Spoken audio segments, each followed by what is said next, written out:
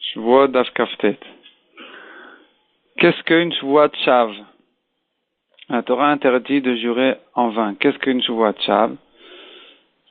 La Mishnah ramène plusieurs possibilités. Première possibilité, c'est celui qui jure en contredisant quelque chose de connu. D'après la Gemara, de connu de trois personnes. Par exemple, il dit sur un pilier de pierre qu'il est d'or. Il dit sur un homme qu'il est une femme, sur une femme qu'elle est un homme. Il est chayav sur Shvuot Shav. Deuxième cas, celui qui jure de faire quelque chose, ou qu'il a vu quelque chose d'impossible, comme un chameau qui s'envole en l'air, un serpent qui ressemblait à une poutre. D'après la Gemara, donc, il avait des fissures dans le dos comme une poutre. Troisièmement, celui qui jure contre une mitzvah, il jure qu'il ne va pas venir témoigner, qu'il ne connaît pas son histoire, donc il ne peut pas venir lui témoigner son histoire, ou bien d'annuler une mitzvah, de ne pas faire la mitzvah de Souka, de Lulav, de Tfilin. Ensuite, dit la Mishnah, celui qui jure de manger ce pain, et il répète une deuxième shvoua de ne pas le manger. La première shvoua s'appelle une shvoua de bitouille qu'il faut accomplir. La deuxième shvoua est une shvoua de shav, car la deuxième shvoua n'a pas de sens, elle ne peut pas être valable puisqu'il a déjà juré de le manger, il ne peut plus rejurer de ne pas le manger. Donc il est loqué sur la shvoua de shav, la deuxième shvoua. Si il mange le pain, il est loqué que sur la deuxième shvoua. Si il ne mange pas le pain, il a été ouvert aussi sur la première shvoua qui s'appelle une shvoua de bitouille, à part le fait qu'il a été ouvert et sur la deuxième shvoua de ne pas le manger. Donc même si finalement il n'a pas mangé, il est quand même ouvert sur la shvoua de shav qu'il a dit de ne pas le manger, puisque la shvoua, quand il a sorti de sa bouche, elle était déjà une shvoua de shav. Ensuite, la Gemara explique qu'est-ce que la shvoua que la Mishnah dit, si je n'ai pas vu un chameau s'envoler, qu'est-ce que ça veut dire comme shvoua si je n'ai pas vu? D'après Abaye, il faut dire une shvoua que j'ai vu, un chameau s'envoler. D'après Rava, il faut expliquer la Mishnah de la manière suivante. Je m'interdis, beshvoua, tous les fruits sur terre, au monde, si je n'ai pas vu un chameau s'envoler. La Gemara demande, mais peut-être qu'il a vu un oiseau très grand, et il l'a appelé dans sa tête comme un chameau. Il dit, je l'appelle un chameau, mais en fait, c'est pas un chameau. Pourquoi est-ce que c'est une shvoua de shav? Répond la Gemara, on ne va pas dans les shvuot selon ses pensées, mais selon sa bouche. S'il a dit un chameau, c'est un chameau. Il ne veut pas dire qu'il avait l'intention d'appeler un oiseau un chameau. Quand le Bedin, la Gemara dit, cependant, quand le Bedin demande à quelqu'un de jurer Bedinim Amonot, le Bedin lui précise qu'il sache bien que sa shvoua est faite sur l'intention du Bedin et pas sur ses propres pensées à cet homme-là qui jure. Ici, il se pose la question, mais toutes les shvuot, de toute façon, elles sont faites. Elles ne dépendent pas de l'intention, de la pensée de la personne qui jure, mais de ce qu'il dit, pas de ce qu'il pense.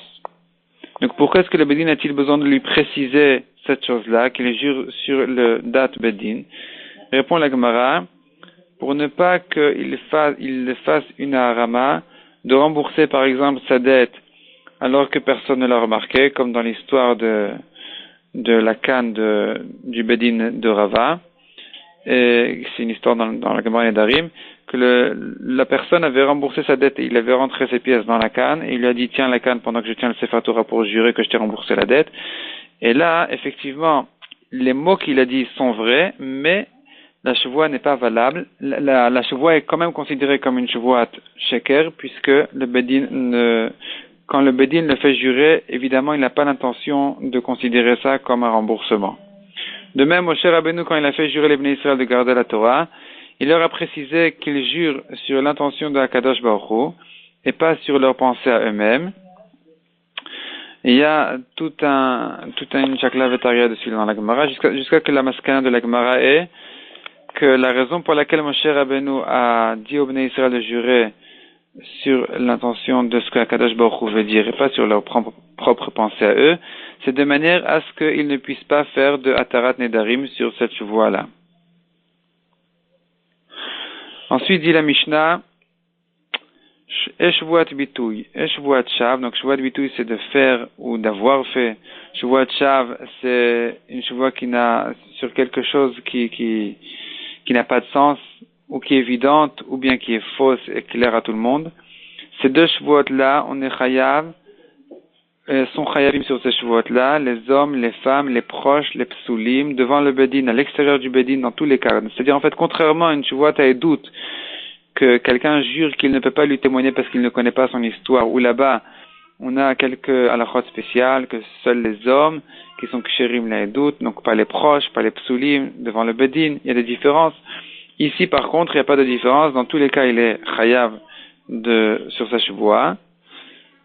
Et donc, dit la Mishnah, aussi bien au bedin qu'en dehors du bedin, s'il a juré de lui-même, il est chayav. Si les autres l'ont fait jurer et il a répondu Amen, il est aussi chayav. S'il transgresse sa shvoua bemezid, il est chayav malkout. Beshogeg, shvuat bitu, il est chayav korban. Shvuat shav, il est patour.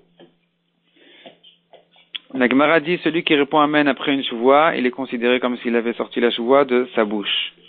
La Gemara ramène un pasuk à propos de la sota qui répond à la shvoua du Kohen, Amen, Amen.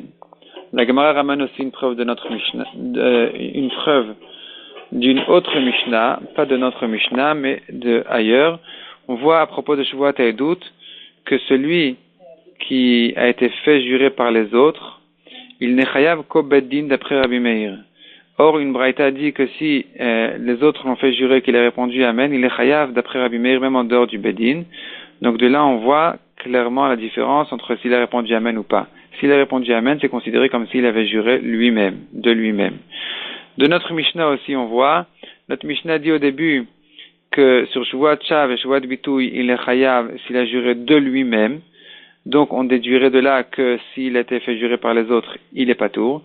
Or, la Mishnah continue en disant, si les autres l'ont fait jurer, il a répondu Amen, il est chayav. Donc, on voit ici aussi qu'en disant Amen, il est considéré comme si il avait juré lui-même.